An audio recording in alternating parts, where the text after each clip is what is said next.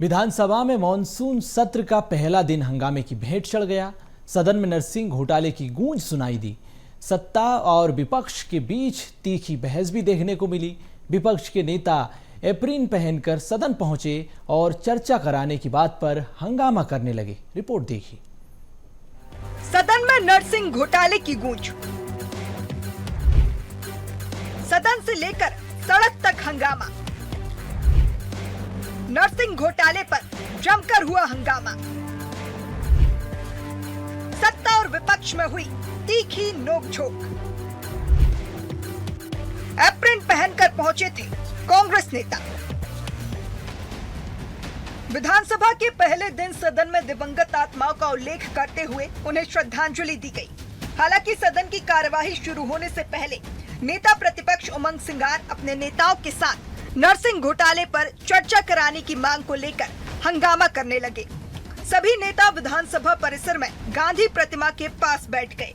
इसके बाद सदन के अंदर भी हंगामा हुआ। सत्ता और विपक्ष के बीच जमकर तीखी नोकझोंक हुई।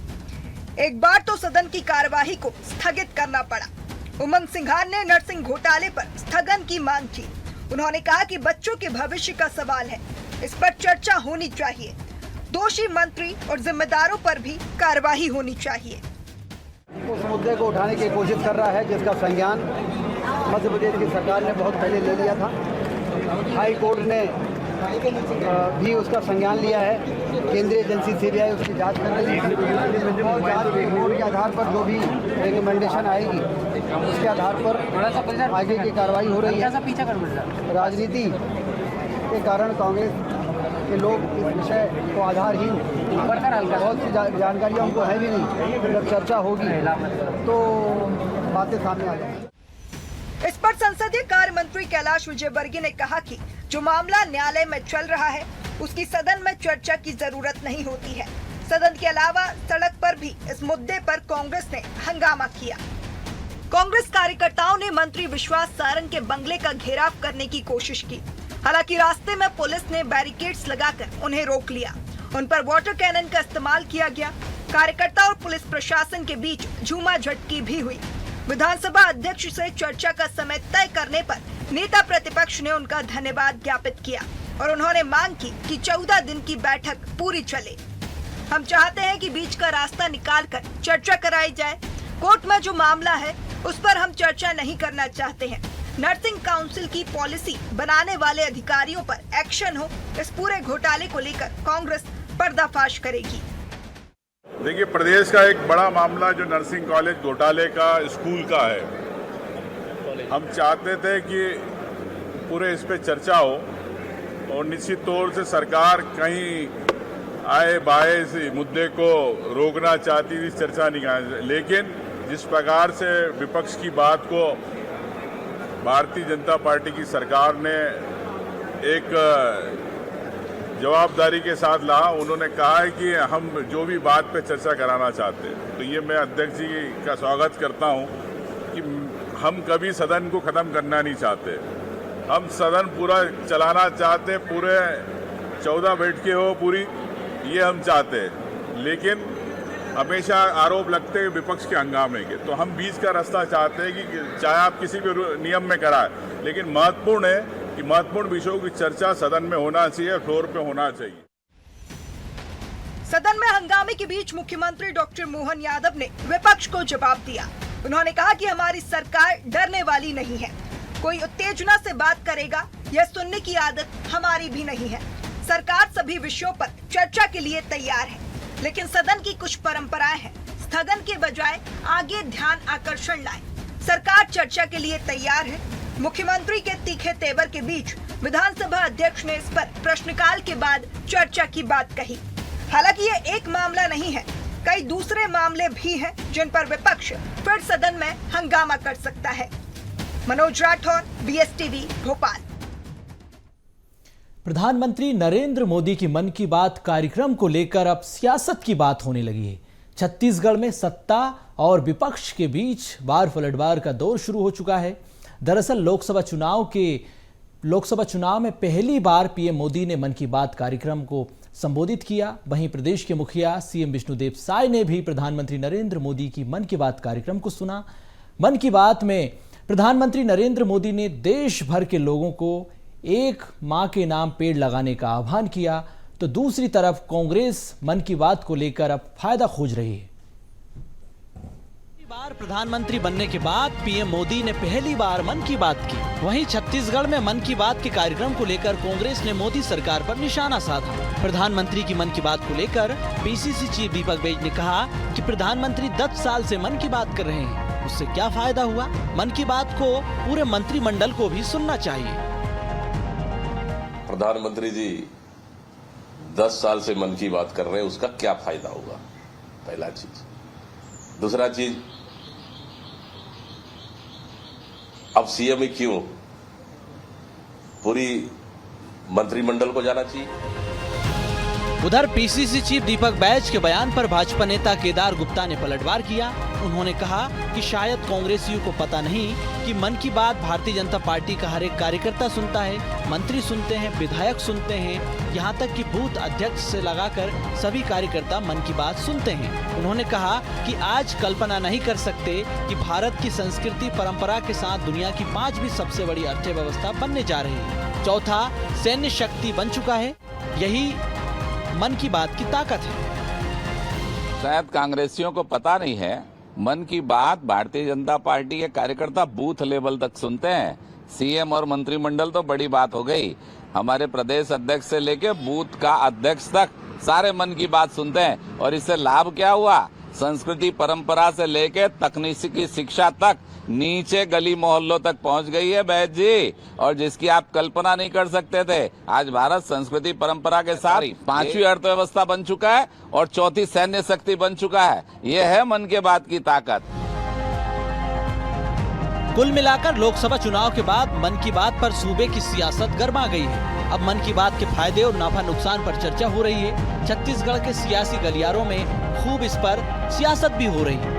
अब देखने वाली बात होगी कि पीएम मोदी के तीसरे कार्यकाल में मन की बात कितने लोगों के मन को प्रभावित कर पाती है।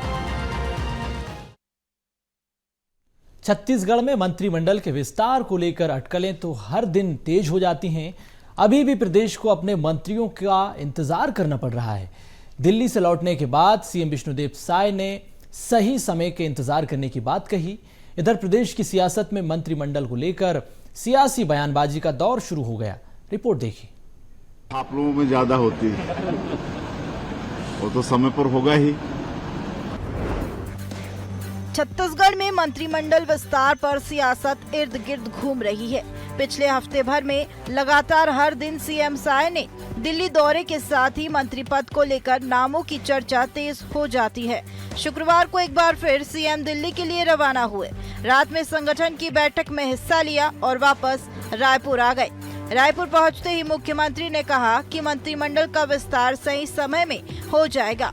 अब 2 कुर्सियों में मंत्रियों का इंतजार तो चल ही रहा है, लेकिन इधर छत्तीसगढ़ में मंत्रिमंडल विस्तार को लेकर सियासी बयानबाजी थमने का नाम नहीं ले रही।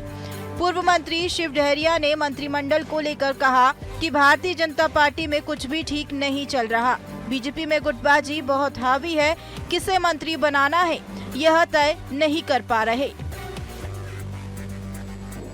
देखिए, हम लोग पहले कह रहे हैं कि भारतीय जनता पार्टी में सब कुछ ठीक नहीं चल रहा है, गुटबाजी हावी है और किसे मंत्री बनाना है वो तय ही नहीं कर पा रहे हैं। इसलिए विधानसभा सत्र चालू होने के पहले इन लोग मंत्रिमंडल का विस्तार नहीं कर पा रहे हैं। एक अनार 100 बीमार जैसे स्थिति इनकी हो गई है और मंत्रिमंडल में जो लोग हैं वो भी बहुत अनुभवहीन लोग हैं। 2-3 लोगों को हटाने की बात चल रही है। तो निश्चित रूप से भारतीय जनता पार्टी प्रदेश में किस तरह से काम करना चाहिए वो करने की स्थिति में नहीं है।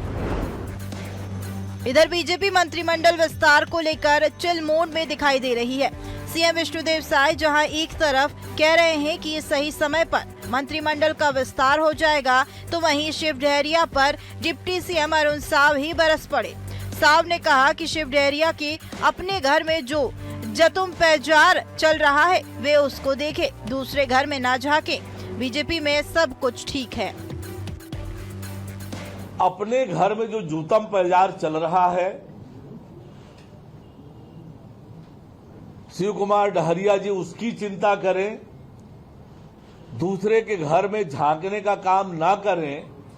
भारतीय जनता पार्टी एकजुट है, मजबूत है और छत्तीसगढ़ की जनता के इच्छा और आकांक्षाओं को पूरा करने के लिए प्रतिबद्ध है। अब कुल मिलाकर देखें तो मंत्रिमंडल को लेकर विस्तार कब होता है ये तो बीजेपी के आला कमान को ही पता होगा, लेकिन प्रदेश की सियासत में इस कदर बयानबाजी हावी है कि मंत्री पद के दावेदारी की धड़कन ऊपर नीचे हो रही है। बीएसटीवी के लिए रायपुर से शिवम दुबे की रिपोर्ट। छत्तीसगढ़ में मुख्यमंत्री विष्णुदेव साय जनदर्शन के माध्यम से जनता की समस्याएं सुन रहे हैं, उनका निराकरण कर रहे हैं। प्रदेश के विभिन्न जिलों से बड़ी संख्या में नागरिक मुख्यमंत्री निवास पहुंच रहे हैं। यहां पर मुख्यमंत्री विष्णुदेव साय उनसे मुलाकात कर रहे हैं, साथ ही उनकी समस्याओं का निराकरण कर रहे हैं, अपेक्षाओं से उन्हें अवगत कराएगा। इस दौरान मुख्यमंत्री ने कहा कि जनदर्शन में प्राप्त आवेदनों का तत्परता के साथ निराकरण हो रहा है। विपक्ष ने सीएम के जनदर्शन पर तंज कसा है। जनदर्शन एक नजर प्रमुख झलकियों पर। सीएम हाउस में जनदर्शन कार्यक्रम का हुआ आगाज। प्रदेश के विभिन्न इलाकों से पहुंचे हजारों लोग। निराकरण करने के लिए विभागीय अधिकारियों को दिए निर्देश। दिव्यांग बच्चे हेमराज राठिया को मौके से ही भेज दिया दिव्यांग विशेष गृह। मणिराम को 1 घंटे में मिला दिव्यांग प्रमाण पत्र। किसी को व्हीलचेयर, किसी को ट्राइसाइकिल तो किसी को मिला कृत्रिम पैर। फर्जी साइन कर किसान के खाते से निकाली गई रकम। सीएम विष्णुदेव ने दिए तत्काल जांच के निर्देश। बता दें कि मुख्यमंत्री जनदर्शन कार्यक्रम के माध्यम से प्रत्येक गुरुवार को सुबह 11 बजे से दोपहर 1 बजे तक आम नागरिक से सीधे मुलाकात कर उनकी समस्याओं और अपेक्षाओं की सुनवाई करेंगे। जनदर्शन कार्यक्रम में मुख्यमंत्री के समक्ष प्रस्तुत की जाने वाली समस्याओं, अपेक्षाओं, आवेदनों को पंजीबद्ध करने के साथ ही इसे जनदर्शन पोर्टल में अपलोड किया जाएगा। इस पोर्टल में दर्ज आवेदकों की मॉनिटरिंग सीधे मुख्यमंत्री करेंगे। आम जनता से मिले आवेदनों को संबंधित विभाग द्वारा समय सीमा में निराकृत कर इसकी जानकारी आवेदक को देंगे। मुख्यमंत्री विष्णुदेव साय को जनदर्शन कार्यक्रम में मुलाकात के लिए बड़ी संख्या में महिलाएं भी आई थी। उन्होंने मुख्यमंत्री साय को प्रदेश में महतारी वंदन योजना शुरू करने के लिए बधाई दी और कहा कि महतारी वंदन योजना के माध्यम से मिलने वाली सहायता राशि से उन्हें अपनी जरूरी कामों को पूरा करने में मदद मिलने लगी है। इसके अलावा बड़ी संख्या में लोग अपनी समस्याओं को लेकर जनदर्शन में पहुंचे। पंचायत में एक कच्ची रोड है जो आश्रित ग्राम को जोड़ती है, जिससे स्कूल, राशन दुकान, पंचायत भवन, मिडिल स्कूल और कृषि मंडी जाने का एक ही मुख्य मार्ग है, जो कि अत्यंत जर्जर है। विगत 2 साल से हम लोग आवेदन दे रहे हैं मैडम। बीजेपी कार्यालय में भी जो सहयोग का आवेदन लगा था कार्यकर्ताओं के लिए, वहां भी दिए, वहां भी उन्होंने कलेक्टर को मार्क किया। उसके बाद भी आज तक हमें स्वीकृति प्राप्त नहीं हुई। जनपद पंचायत द्वारा भी तो उम्मीद है कि सीएम साय जो है वह अब अधिकारियों को निर्देश देंगे। बिल्कुल निर्देश देंगे और समस्याएं का हमारी हल करेंगे। हमारा बहू कैंसर की बीमारी में अस्पताल में मेकाहारा में भर्ती है, उसके लिए सहायता राशि मुख्यमंत्री से मांगने आए हैं। मेरा एक मांग है सीएम साहब से कि हमारे प्रदेश का सभी महिलाओं को तो 1-1 हज़ार रुपये दे रहे हैं, लेकिन हम लोगों को दिव्यांग साथी लोगों को क्या दे रहे हैं? हम लोग को 500 से ज़्यादा हम लोग का पेंशन नहीं बढ़ रहा है, हम लोग का गरीबी दूर नहीं हो रहा है और हम लोग का गरीबी रेखा से नाम हटाया जाए। बहुत लोग विकलांग पेंशन के लिए त्रस्त हो रहे हैं कि हम लोग गरीबी रेखा में नाम नहीं है, तो पेंशन के लिए उन लोग त्रस्त हो रहे हैं और परेशान हो रहे हैं, जीने के लिए परेशानी हो रहा है। पिछले 10 महीने से हमारी नियुक्ति नहीं हो पाई है। पिछले गवर्नमेंट किस की नियुक्ति? CGPSC के थ्रू मैम यहाँ पर कल्चर डिपार्टमेंट में हम लोग का अधिकारी के रूप में सिलेक्शन हुआ था, पर अभी तक उसकी नियुक्ति नहीं हो पाई है। तो बस उसी के रिक्वेस्ट के लिए आए हैं कि उनके कार्यकाल में नियुक्ति हो जाए। मुख्यमंत्री ने जनदर्शन कार्यक्रम को संबोधित करते हुए कहा कि हमारी सरकार को 6 महीने हुए हैं, लगातार लोगों से मिलकर उनकी समस्या को हल करने का प्रयास किया गया। पहले भी मुख्यमंत्री डॉक्टर रमन सिंह के समय मुख्यमंत्री लोगों से जनदर्शन में मिलते थे। हम हर गुरुवार आप सभी से मिलेंगे और आपकी समस्या के समाधान की दिशा में भी काम करेंगे। हमारी सरकार को करीब 6 महीना हुआ है और 6 महीने में हम जब भी रायपुर में रहे हैं तो लगातार प्रयास किए हैं कि प्रदेश के लोगों से मुलाकात करें, उनकी समस्या को सुने। हम लोगों की सरकार पहले थी, डॉक्टर रमन सिंह जी मुख्यमंत्री थे, तो उस समय भी सप्ताह में एक दिन जनदर्शन का कार्यक्रम होता था जिसमें डॉक्टर रमन सिंह जी पूरे प्रदेश के लोगों से मिलते थे। तो उसी परंपरा को हम आगे बढ़ा रहे हैं और अब प्रत्येक सप्ताह हर गुरुवार को एक जनदर्शन प्रातः 11 बजे से लेकर 1 बजे तक रहेगा। वहीं मुख्यमंत्री निवास में जनदर्शन को लेकर पूर्व सीएम भूपेश बघेल का कहना है कि जनदर्शन के पहले दिन जनप्रतिनिधि और अधिकारियों के खिलाफ शिकायत आ रही है। साजा विधायक के खिलाफ 2 लाख लेकर मामला दबाने की भी शिकायत की गई है। यह गंभीर मामला है। अधिकारियों के खिलाफ भी जमीन हड़पने का मामला आ रहा है। मुख्यमंत्री विष्णुदेव साय जी ने जनदर्शन शुरू किया और पहले दिन ही जनप्रतिनिधि अधिकारियों के खिलाफ शिकायतें आ रही है। एक व्यक्ति ये कहते हुए शिकायत किया कि साजा के विधायक ने 2 लाख रुपया लेकर मामला दबा दिया है। ये बहुत गंभीर बात है। उसी प्रकार से अधिकारियों के खिलाफ शिकायत आ रही है कि किसी की जमीन हड़प ली है, तो ये तो आम बात हो गई है। पहले रमन सिंह जी कहते थे कि 1 साल कमीशन खोरी बंद कर दो, और अभी अब देखिए कि किस प्रकार से विधायकों के खिलाफ 2 लाख रुपए लेने की बात आम जनता की ओर से आ रही है। बहरहाल सीएम का जनदर्शन कार्यक्रम एक अच्छी पहल है। इसके माध्यम से प्रदेश के हजारों लोग अपनी समस्या को सीधे प्रदेश के मुखिया विष्णुदेव साय के सामने रख रहे हैं। इसके माध्यम से न सिर्फ जनता की समस्याओं का समाधान हो रहा है, बल्कि मुख्यमंत्री भी प्रदेश की प्रशासनिक व्यवस्था और सरकार की योजनाओं की जमीनी हकीकत से रूबरू भी हो रहे हैं। अब देखना होगा यह जनदर्शन जनता की उम्मीदों पर कितना खरा उतरता है। मोनिका दुबे, BSTV, रायपुर। चुनाव में करारी हार मिलने के बाद मध्य प्रदेश कांग्रेस अब पूरी तरह से एक्टिव मोड में नजर आ रही है। प्रदेश में हुए तमाम घोटालों को लेकर सरकार को घेरने की तैयारी की जा रही है। कांग्रेस एक नया अभियान भी शुरुआत करने जा रही है। अभियान को लेकर जो नाम दिए गया वो नाम ये है कि पर्चा चर्चा हर जा, इसे नाम दिया गया। प्रदेश भर में 1 जुलाई से ये अभियान शुरू हो गया है। रिपोर्ट देखिए और समझिए कि आखिर ये अभियान क्या है।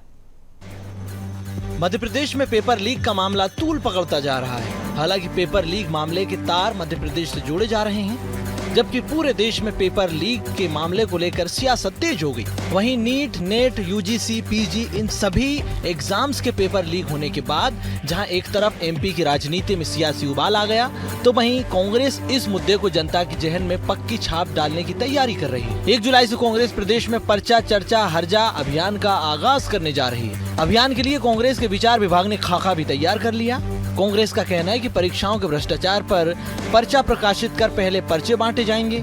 इसके बाद गांधी चौपाल के जरिए पीड़ित विद्यार्थियों से चर्चा की जाएगी। जिन गरीब बच्चों का परीक्षा में परिवहन और आवास पर हजारों का नुकसान हुआ, उसके लिए हर्जाना दिए जाने की मांग भी की जाएगी।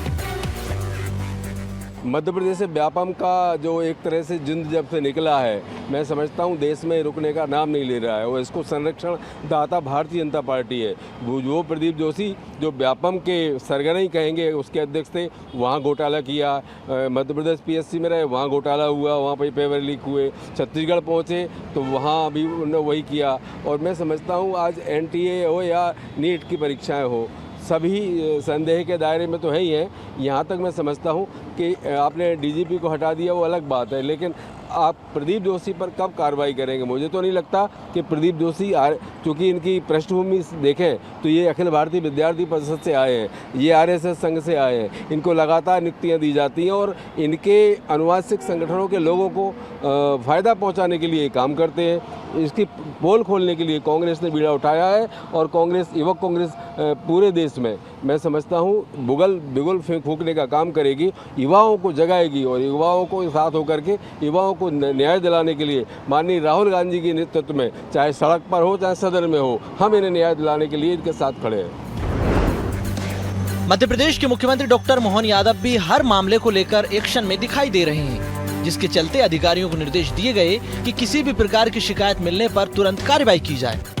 हालांकि कांग्रेस पार्टी प्रदेश में माहौल बनाने की कोशिश कर रही है, क्योंकि छिंदवाड़ा जिले के अमरवाड़ा में उपचुनाव हैं, वहीं 3 सीटों पर उपचुनाव होने की संभावना है, जिसके चलते कांग्रेस पार्टी पूरी जोर लगाती हुई नजर आ रही है। हालांकि अभियान को लेकर बीजेपी का कहना है कि कांग्रेस का अभियान केवल हवा हवाई दिखाई दे रहा है, धरातल पर कांग्रेस के पास कार्यकर्ता नहीं है।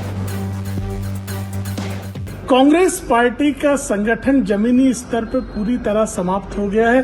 केवल और केवल कागजी बातें रह गई हैं। ना कांग्रेस पार्टी के पास कोई नीति है, ना जनहित के कोई मुद्दे हैं।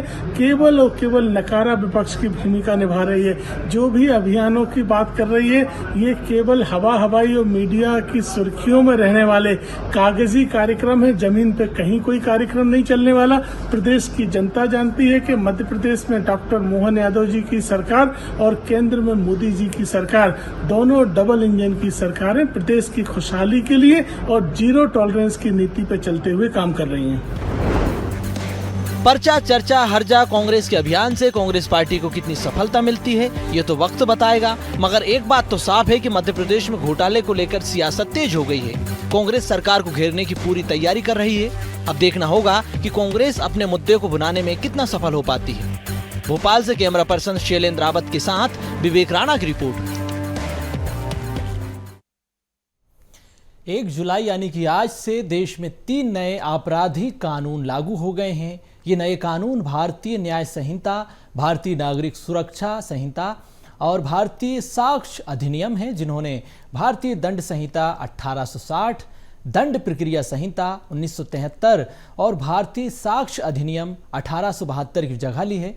हालांकि विपक्ष ने नए कानूनों पर कड़ी आपत्ति जताई, इस पर पुनर्विचार की मांग की।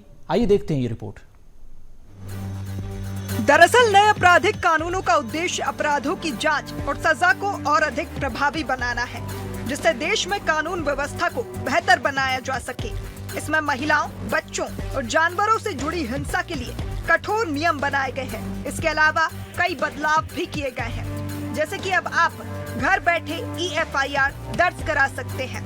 भोपाल में नए कानून के लागू होने के बाद से पुलिस प्रशासन ने तेजी से कार्रवाई की है और नए कानूनों के तहत मामले दर्ज किए हैं। वहीं विपक्ष इस बदलाव का विरोध कर रहा है और इसे जनहित के खिलाफ बता रहा है। हालांकि आने वाले समय में यह देखना होगा कि ये नए कानून अपराधों पर कितना प्रभाव डालते हैं और कानून व्यवस्था को कितना सुधारते हैं।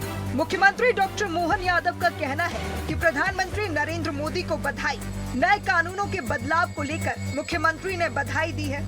IPC की जगह साक्ष्य अधिनियम में बदलाव किया है। टोल टैक्स को लेकर सरकार ने नियम में परिवर्तन किया है। अवैध वसूली रोकने के लिए सरकार प्रतिबद्ध है। अपराध संहिता IPC 1860, साक्ष्य अधिनियम और अन्य CRPC जो बदले गए हैं, इस बात का संतोष है कि मध्य प्रदेश की सरकार गंभीरता के साथ पर्याप्त ट्रेनिंग और व्यवस्थाओं के आधार पर मध्य प्रदेश में इसको लागू करेगी। एक और ये जो टोल नाके में अवैध वसूली जो होती थी, हमारी सरकार उसके मामले में भी गंभीर है और हमने आज 1 जुलाई से प्रदेश के 40 ही टोल नाकों और अवैध वसूली के खिलाफ जो राजस्व हमारा अमला उसको तैनात किया है। मामले के साथ साथ हमारा आईटी डिपार्टमेंट जो हमारे टोल बैरियर है, संकल्पित है।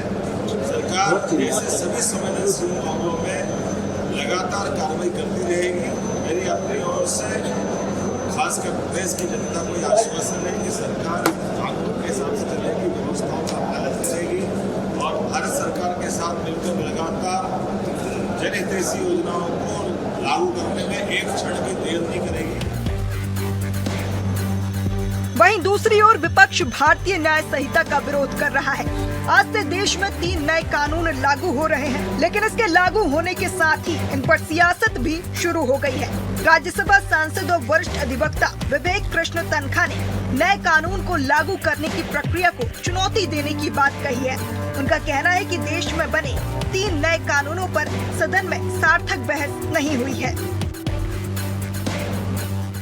इसका पूरा बार एसोसिएशन, बार काउंसिल्स और सभ्य समाज विरोध कर रहा है। एक आपने ऐसा कानून बनाया जो पूरे 140 करोड़ लोगों को इम्पैक्ट करता है, उसमें कोई डिस्कशन नहीं हुआ, उसमें कोई वो नहीं हुआ। तो आप क्या सोचते हो कि आप लोगों की जिंदगी को इम्पैक्ट कर सकते हो बिना डिस्कशन के, बिना कंसल्टेशन के? सबसे बड़े स्टेक होल्डर तो इसमें वकील थे, सबसे बड़े स्टेक होल्डर तो वो लोग थे जिनको ये इम्पैक्ट करता है। और आपने पार्लियामेंट तक में इसमें डिबेट नहीं होने दी। वही समय था जब 150 लोग पार्लियामेंट में सस्पेंडेड थे, एमपीज। तो मेरी कपिल सिब्बल जी से बात हुई है, वो आज सुप्रीम कोर्ट बार एसोसिएशन के अध्यक्ष हैं। और जैसे कपिल सिब्बल जी लौट के आते हैं तो तमाम बार एसोसिएशंस और सब मिलके इसमें एक लीगल रणनीति बनाएंगे, इसको कैसे आगे चैलेंज करने की। भारतीय दंड संहिता की जगह भारतीय न्याय संहिता लागू होने के साथ ही भोपाल पुलिस ने तुरंत नए कानूनों के तहत मामले दर्ज करना शुरू कर दिए हैं।